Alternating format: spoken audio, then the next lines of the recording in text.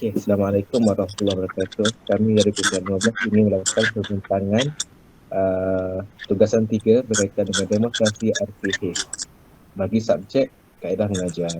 Okay, sebelum itu saya ingin memperkenalkan ahli kumpulan saya terdiri daripada saya sendiri, Ahmad Nur Asyad Abdullah. Seterusnya adalah rakan saya Macita binti Ahmad Azri, Nur Hanani binti Zakaria, dan yang tak sekali adalah Hai Tutu Suzairina binti Mak Zaid. Demonstrasi RPH pada kali ini kami akan membuat demonstrasi berkaitan dengan subjek pendidikan Islam bagi kelas 2 Ibnu Battuta. Masa kelas adalah daripada 11 pagi hingga 12 tengah hari, iaitu waktu sejam lah. Okay, tajuk yang kami pilih adalah berkaitan dengan tayamum dengan debu suci dan kandungan pelajaran 16, tayamum dengan debu suci. Okey, di pelajaran ini murid akan dapat memahami maksud, dalil dan sebab diharuskan tayamum, mengetahui syarat dan rukun tayamum, mempraktikkan tayamum dengan sempurna. Okey, di sini adalah syarat pelajaran dia lah. Okey, seterusnya. Okey. Kami akan mulakan pembelajaran dengan membuat mewujudkan satu persoalan kepada pelajar berkaitan dengan bolehkah berwuduk jika tiada air? Kalau tiada air, agaknya macam mana kita nak solat ataupun nak wuduk? Okay.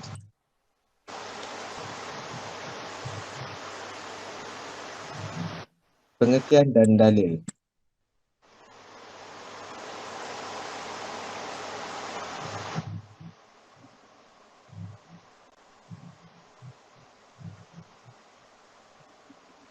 Okey, pengertian tayamum dari segi bahasa adalah melakukan sesuatu dengan tujuan.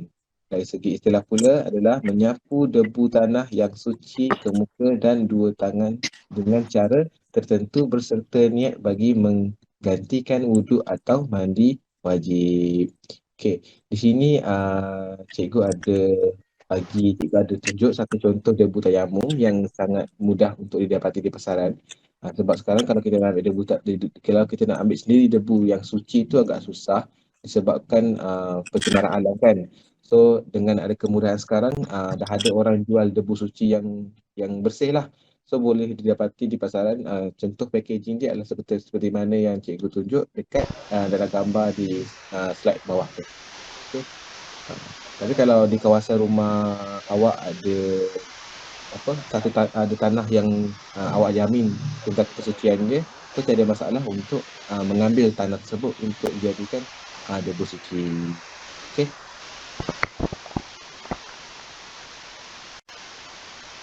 Terusnya kita pergi kepada dalil tayamum. Okey. Seterusnya kita akan belajar berkaitan dengan dalil yang diharuskan untuk bertayamum. Allah SWT telah berfirman dalam surah Al-Ma'idah ayat 6, Bismillahirrahmanirrahim. Wa in kuntum marada aw ala safarin aw jaa ahadun minkum minal ghaiti aw lamastumun nisa falam tajidu ma'an fatayammamu sa'idan tayyiban famsahu biwujuhikum wa aydikum min. Maksudnya, dan jika kamu sakit, tidak boleh kena air, atau dalam perjalanan, atau salah seorang daripada kamu datang dari tempat buang air, atau kamu menyentuh perempuan sedang kamu tidak mendapat air untuk wuduk dan mandi, maka hendaklah kamu bertayamum dengan tanah debu yang bersih. Sapulah muka kamu dan kedua-dua belah tangan kamu dengan tanah debu itu. Okay.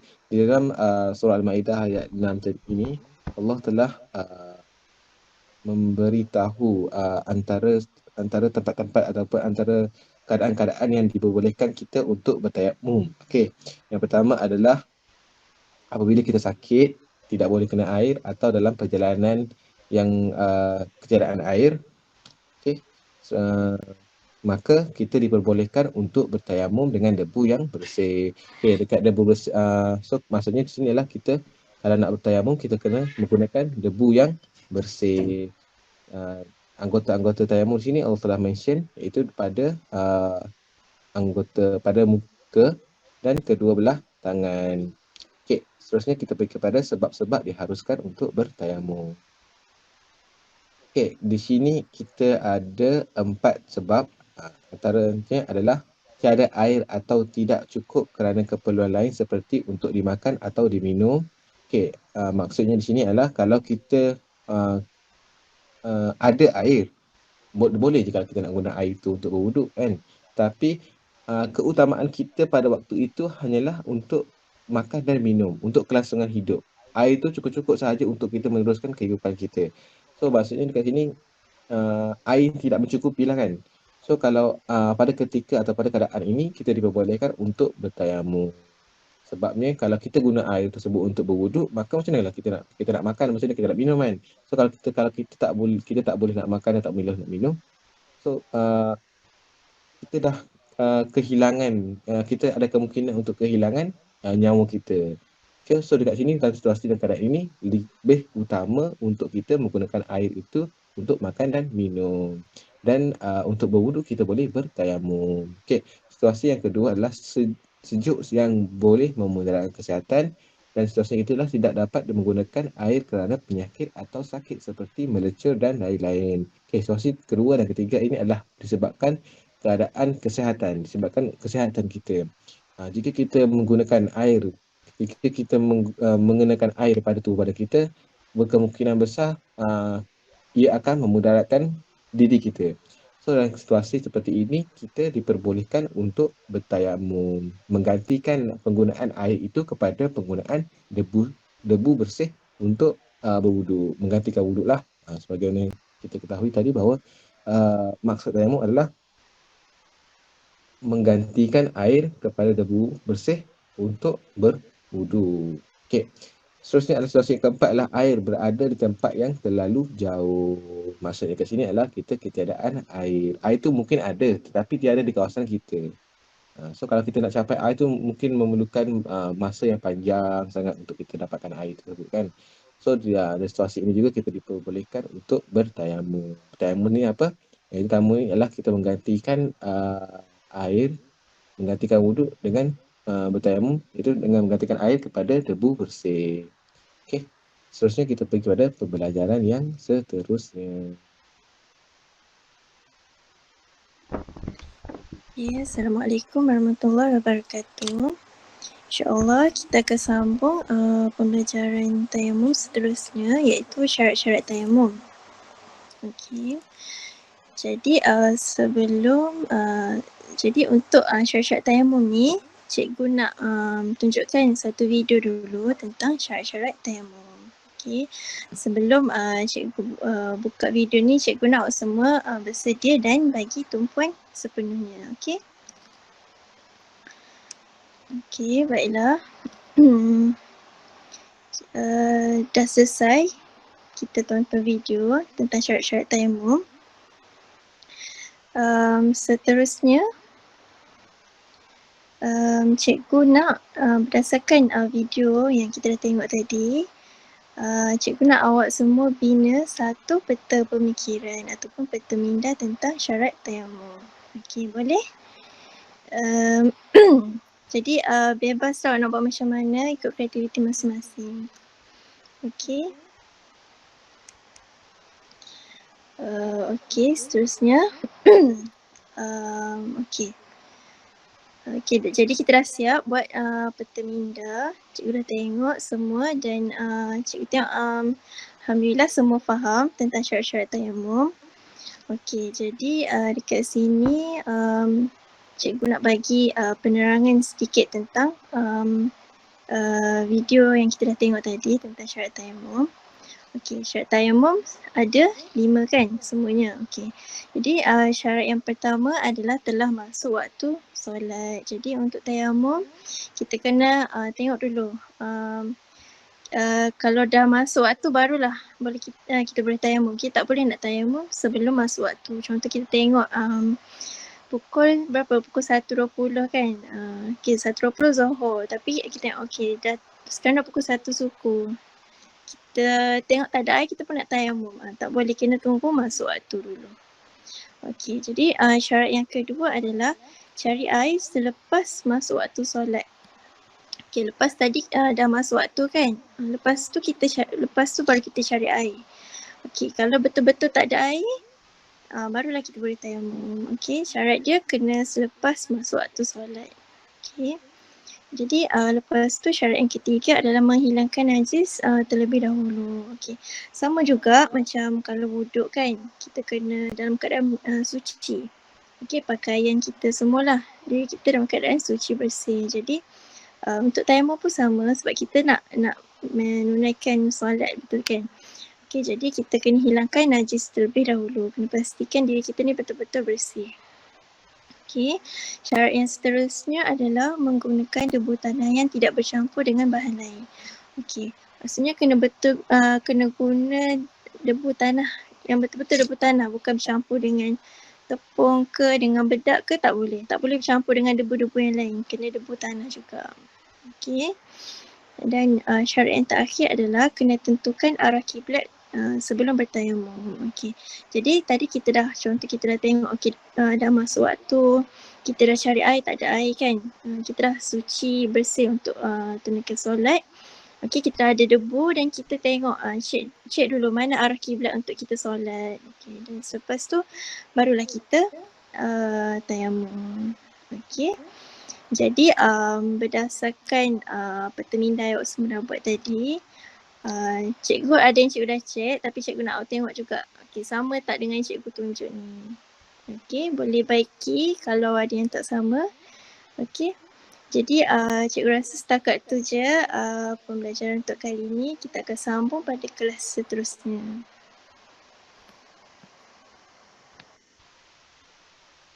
Okay, baik. Kita sambung kepada subtopik yang berikutnya, iaitu rukun tayamum. Di mana rukun tayamum ini adalah jika tidak dilakukan, tayamum tersebut tidak sah. Okay. Seterusnya, rukun tayamum ini terbahagi kepada 4, iaitu yang pertama ialah niat, yang kedua ialah menyapu debu suci ke muka, yang ketiga ialah menyapu debu suci ke tangan, yang keempat ialah tertib. Okay, baik.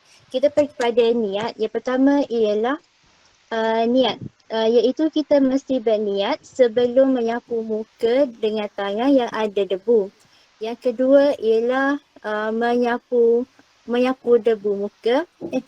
Menyapu debu suci ke muka, iaitu menyapu keseluruhan muka seperti mana kita hendak berwuduk, iaitu dari atas dahi ke dagu dan dari telinga kanan ke telinga kiri. Okay, yang ketiga ialah menyapu debu suci ke tangan, yakni menyapu tangan kanan terlebih dahulu dari hujung jari hingga ke siku. Dan perkara ini ulang semula perbuatan tersebut pada tangan sebelah kiri. Okay, yang keempat ialah tertib, di mana perlakuan ketiga-tiga itu iaitu niat, menyapu debu suci ke muka, dan yang ketiga menyapu debu suci ke tangan ni mesti dilakukan mengikut turutan. Maknanya kalau tidak ikut secara turutan, maka tayamum tersebut tidak sah. Okay. Seterusnya kita pergi kepada sedikit latihan. Iaitu siapa nak jawab angkat tangan? Siapa nak jawab? Tak nak? Malu Siapa nak jawab? Cepat-cepat siapa? Kita nak suruh bagi nama. Kelas. Nak suruh bagi nama ke?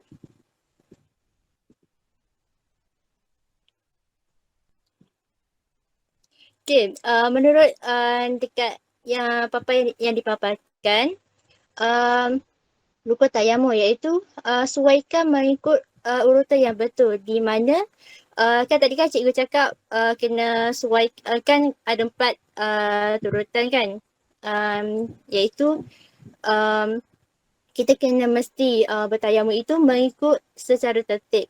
Okay, berdasarkan yang dipaparkan ni, apa yang awak faham tentang rukun tayamum yang cikgu paparkan dekat slide ni? Cuba. Kena suruh bagi nama. Boleh Boleh nak bagi nama? Boleh? Haizatu boleh?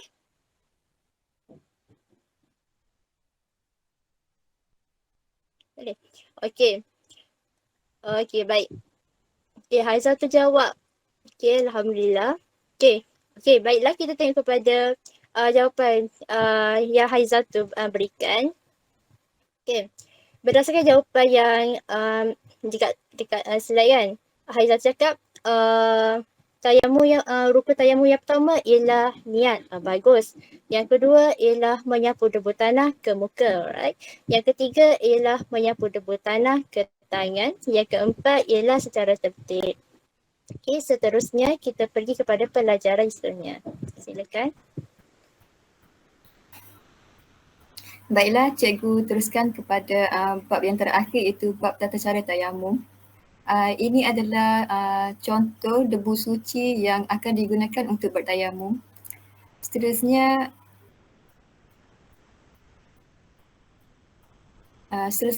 ini adalah contoh gambar rajah tata cara tayamum. Cikgu akan terangkan kepada kamu semua langkah-langkah untuk bertayamum menggunakan gambar rajah ini. Seterusnya.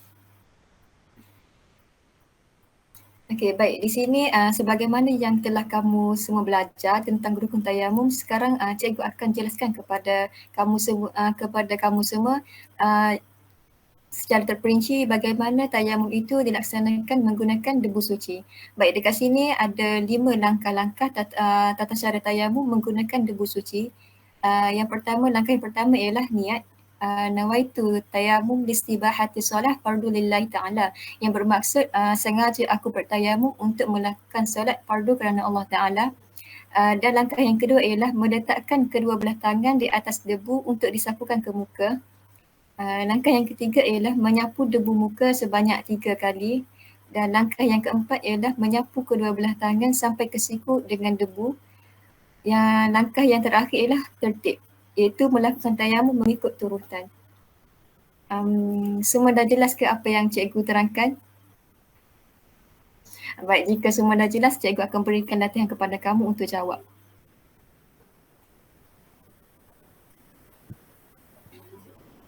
Seterusnya. Okey, baik. Dekat sini ada beberapa latihan tentang tata cara tayamum berikut berdasarkan gambar. Kamu semua perlu padankan tata cara ini berdasarkan gambar yang telah diberi. Ada volunteer tak nak jawab? Siapa yang nak jawab? Cikgu panggil Hanani lah. Boleh Hanani? Boleh cikgu. Okey, baik. Kalau tengok kat sini ada lima langkah. Niat yang pertama, niat duduk dekat nombor yang keberapa? Berapa yang cikgu? Nombor 4. Dah belajar tadi. Nombor 4. Cuba cek jawapan. Cuba semak jawapan. Nombor 4. Satu lagi cikgu. Satu lagi cikgu tak dengar. Cuba boleh semak jawapan. Tekan seterusnya. Betul. Yang kedua, meletakkan kedua belah tangan di atas debu untuk disapukan ke muka. Nombor yang keberapa?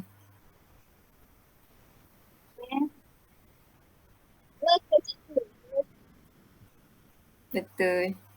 Yang kedua. Seterusnya, menyapu debu ke muka sebanyak 3 kali. Yang mana satu? Nombor 5. Nombor 5. Betul. Yang seterusnya, menyapu kedua belah tangan sampai ke siku menggunakan debu. Nombor yang ke 3. Betul. Pandai. Yang terakhir tertib. Yang mana?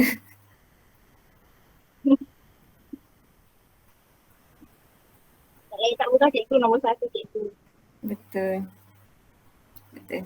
Okey. Sekian kelas untuk hari ini. Terima kasih.